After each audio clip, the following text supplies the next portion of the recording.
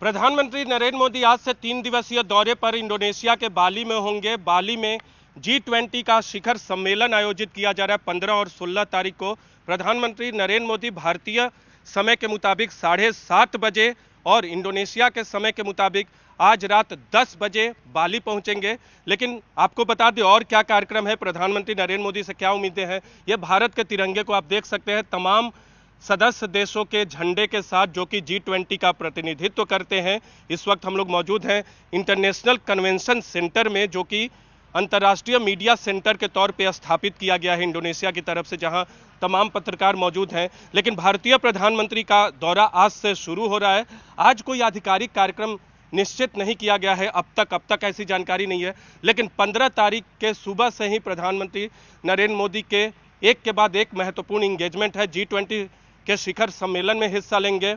इसके बाद वो भारतीय समुदाय के लोगों से भी मिलेंगे। G20 के शिखर सम्मेलन में 15 नवंबर को प्रधानमंत्री नरेंद्र मोदी 2 सत्र में हिस्सा लेंगे। 16 तारीख को एक सत्र में हिस्सा लेंगे। 15 तारीख को ही भारतीय समुदाय के लोगों से मिलेंगे, भारत के समय के मुताबिक 2:30 बजे और इंडोनेशिया के समय के मुताबिक 5 बजे। इसके अलावा शाम को इंडोनेशिया के यानी होस्ट की तरफ से एक कार्यक्रम आयोजित किया गया। तमाम देशों के नेताओं के लिए वहां सबका स्वागत किया जाएगा। एक मशहूर पार्क है इंडोनेशिया के बाली में, वहां तमाम राष्ट्राध्यक्षों का स्वागत किया जाएगा। तो ये कार्यक्रम है। इसके अलावा 45 घंटे प्रधानमंत्री नरेंद्र मोदी इंडोनेशिया के बाली में रहेंगे। इस दौरान बड़े देशों के नेताओं से द्विपक्षीय वार्ता भी उनकी होगी। जो हमें अब तक जानकारी मिले 8 से 10 मीटिंग्स दुनिया के दूसरे देशों के नेताओं से होगी। तो दुनिया को काफ़ी उम्मीदें हैं प्रधानमंत्री नरेंद्र मोदी से। भारत को भी G20 से उम्मीदें हैं, द्विपक्षीय बैठक होंगी उससे उम्मीदें हैं। और भारतीय समुदाय के लोग, करीब 800 से अधिक की संख्या में भारतीय समुदाय के लोग प्रधानमंत्री नरेंद्र मोदी से मिलेंगे। और ये अपने आप में एक महत्वपूर्ण दौरा होगा प्रधानमंत्री नरेंद्र मोदी के लिए भी और भारत के लिहाज से भी, क्योंकि अगले साल 1 दिसंबर 2022 से और भारत को अध्यक्षता मिलेगी G20 की। G20 अभी इंडोनेशिया में आयोजित हो रहा है। इसके बाद अध्यक्षता भारत को मिली है।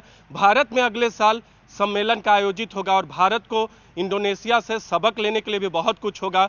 और प्रधानमंत्री नरेंद्र मोदी जब यहाँ पहुँचेंगे तो जाहिर सी बात है, जब सम्मेलन में हिस्सा लेंगे तो ये कोशिश जरूर रहेगी कि अगले साल जब भारत 2023 में G20 के शिखर सम्मेलन का आयोजन करे तो दुनिया को एक बड़ा संदेश दे कि भारत भी बड़े बड़े कार्यक्रम आयोजित कर सकता है। पहले भी ऐसा किया है और अगले साल भी भारत इस तरह के संदेश देगा। तो प्रधानमंत्री नरेंद्र मोदी का 3 दिवसीय दौरा भारत, इंडोनेशिया और दुनिया के लिहाज से काफी महत्वपूर्ण होने जा रहा है। प्रधानमंत्री नरेंद्र मोदी के 3 दिवसीय इंडोनेशिया दौरे के दौरान क्या रहेगा खास, हमारे साथ बातचीत करने के लिए इंडोनेशिया में भारतीय राजदूत मनोज कुमार भारती हैं। सर नमस्कार, न्यूज 18 इंडिया से बातचीत करने के लिए बहुत बहुत धन्यवाद। क्या शेड्यूल रहेगा? प्रधानमंत्री नरेंद्र मोदी का भारतीय समुदाय से भी मिलने वाले हैं और G20 समिट में तो हिस्सा लेना ही है। क्या महत्वपूर्ण इंगेजमेंट रहेंगे प्रधानमंत्री?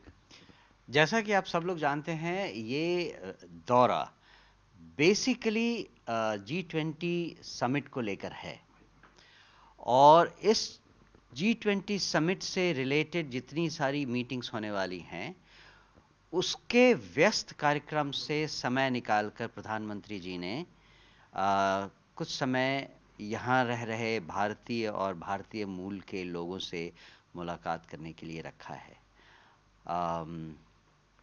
मूलतः यही उनके कार्यक्रम में इस बार शामिल है। तो बाली में भारतीय समुदाय के लोगों से भी मिलेंगे वो, और भारतीय समुदाय के लोगों से जब मिलेंगे तो कितने भारतीयों के पहुंचने की उम्मीद है उसमें? आज जैसा आपको मालूम है, ये बहुत बड़ा इवेंट है और 20 देशों के राष्ट्राध्यक्ष यहाँ रहने वाले हैं। उसको लेकर सिक्योरिटी बहुत कड़ी की जाती है। ऐसे हालात में मेरे ख्याल से काफ़ी अच्छी साइजेबल इंडियन कम्युनिटी से प्रधानमंत्री जी की बात होगी। नंबर के बारे में अभी कहना थोड़ा डिफ़िकल्ट है, पर 800 से ज़्यादा लोग होंगे। बाइलेटरल मीटिंग्स भी है, कई मीटिंग्स है बाइलेटरल G20 समिट में हिस्सा लेने के अलावा। जहां भी प्रधानमंत्री जाते हैं अंतर्राष्ट्रीय कार्यक्रम में, अंतर्राष्ट्रीय मंच से जुड़े कार्यक्रम में, वहां बाइलेटरल हुई होती है।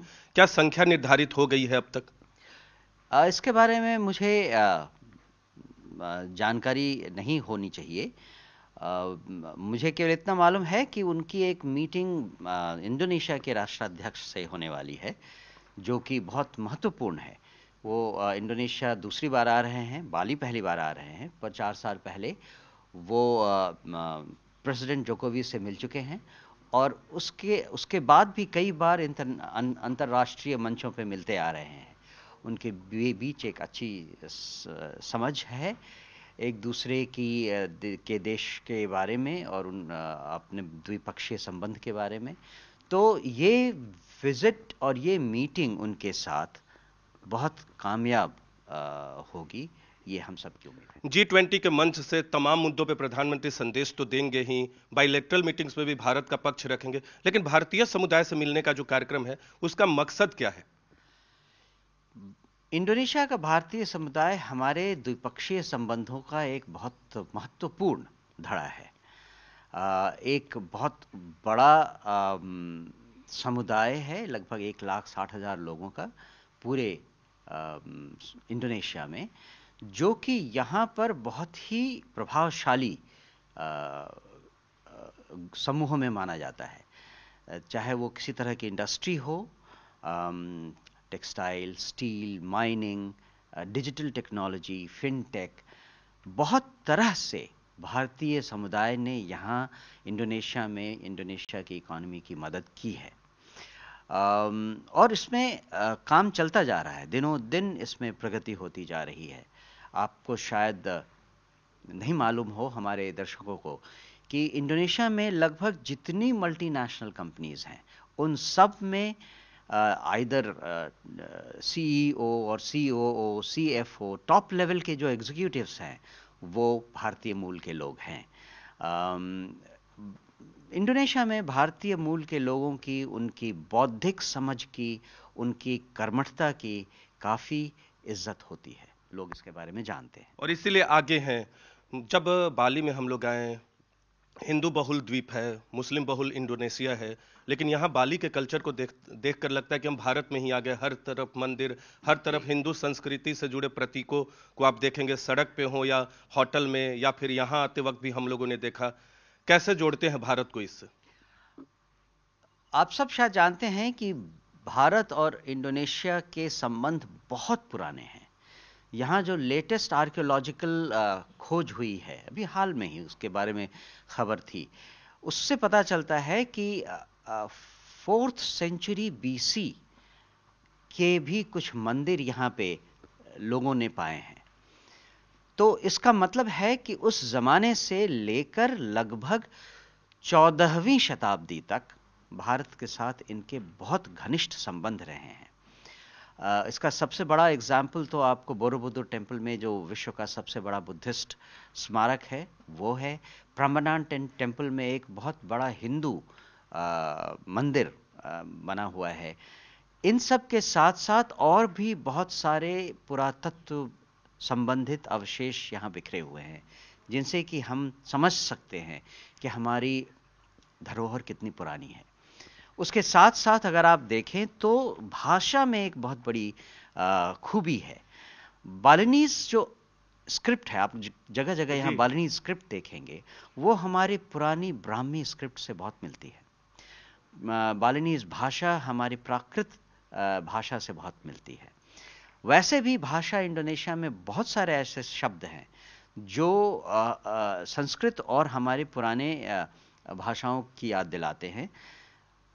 सबसे बड़ा एग्जाम्पल है, अगर आप इंडोनेशिया में कहना चाहें लॉन्ग लिव इंडोनेशिया, तो आप कहेंगे दीर्घायु इंडोनेशिया। एजुकेशन से रिलेटेड जितने सारे शब्द हैं, चाहे वो गुरु हो, इस गुरु, शिष्य इज शिष्वा, आश्रम इज आश्रम, रहस्य इज रहस्य, मनुष्य इज मनुष्य, एंड संसार, नरक, स्वर्ग, सब यहाँ पे उसी तरह से यूज में आते हैं। तो इससे पता चलता है कि हमारे एंशिएंट रिलेशनशिप कितने गहरे रह चुके हैं। अंतिम सवाल करूंगा, अगले साल भारत भी अध्यक्षता करने वाला है G20 का, इंडोनेशिया कर रहा है अभी, भारतीय प्रधानमंत्री नरेंद्र मोदी भी होंगे। क्या सीखने को है भारत को? क्योंकि जब आप इस तरह का आयोजन करता है कोई देश, तो वहां से आप के लिए सीखने को बहुत होता है। इंडोनेशिया ने भी पहली बार आयोजित किया इस सम्मेलन को और भारत भी पहली बार आयोजित करेगा। मैं आपकी बात को दूसरी तरह से रखूंगा। इंडोनेशिया एक विकासशील देश है जिसने ये प्रेसिडेंसी आयोजित की, और इसके बाद प्रेसिडेंसी हमारे पास आने वाली है। हम भी एक विकासशील देश हैं, तो उस हिसाब से ये जानने समझने को बहुत कुछ है कि हम इस आयोजन को और अच्छा बेहतर किस तरह से बनाएं। इंडोनेशिया ने जिस दौर में अपनी प्रेसिडेंसी रखी वो एक बहुत मुश्किल दौर था। उसके बावजूद उन्होंने जिस तरह से ये पूरा का पूरा साल डिफरेंट मीटिंग्स वगैरह ऑर्गेनाइज की हैं वो काबिले तारीफ है। इसकी तारीफ दुनिया में हर कोई कर रहा है। अब हमारे पास ये जिम्मेदारी है कि हम इसको और कैसे एक नया स्वरूप दें, एक अच्छा आयाम दें। और मुझे पूरा भरोसा है कि आप सब लोगों ने, आदरणीय प्रधानमंत्री जी ने जो हमारी प्रेसिडेंसी का लोगो और वेबसाइट लॉन्च किया था कुछ दिन पहले, वो आपने देखा है। उससे आपको पता चलेगा कि हमारी अपनी सांस्कृतिक विरासत और उसकी छाप हमारे प्रेसिडेंसी में कितनी गहरी होने वाली है। लोगो है वसुधैव कुटुंबकम, उसका एक्सप्लेनेशन ये है कि हम one earth, one family, one future पर रहकर काम करने वाले हैं। हम ये संदेश लोगों को देने वाले हैं कि जब तक हम सारे लोग, विश्व के सब लोग एक परिवार की तरह एकजुट होकर काम नहीं करें तो विश्व के फ्यूचर को लेकर हम कोई संभावना नहीं रख सकते हैं। हमारा फ्यूचर हमारे अपने साथ साथ रहने और काम करने पर निर्भर करता है। तो भारतीय राजदूत, न्यूज़ 18 इंडिया से बातचीत करने के लिए धन्यवाद सर। तो भारतीय राजदूत मनोज भारती थे हमारे साथ। आने वाले वक्त में यानी आने वाले साल में भारत भी आयोजित करेगा इस सम्मेलन को और वसुधैव कुटुंबकम का संदेश भारत देगा। लेकिन इंडोनेशिया से भी सीखने को भारत को बहुत कुछ है, क्योंकि जब इस तरह का आयोजन होता है तो आप बहुत कुछ समझते हैं, जानते हैं, लेकिन भारत ने अपने लोगो और थीम के माध्यम से यह बता दिया है कि वो वसुधैव कुटुंबकम का संदेश देगा, क्योंकि एक अर्थ, एक परिवार और एक भविष्य, इसी रास्ते पर भारत चलेगा। लेकिन सबसे खास बात यह है कि 3 दिनों तक प्रधानमंत्री नरेंद्र मोदी इंडोनेशिया के बाली में रहेंगे, भारतीय समुदाय के लोगों से मिलेंगे और संदेश देंगे विश्व को। बायलैटरल मीटिंग्स में भारत का संदेश देंगे कि भारत का दुनिया के मसले पर क्या रुख है। कैमरा पर्सन अनिल कुमार के साथ नीरज कुमार, न्यूज़ 18 इंडिया, बाली।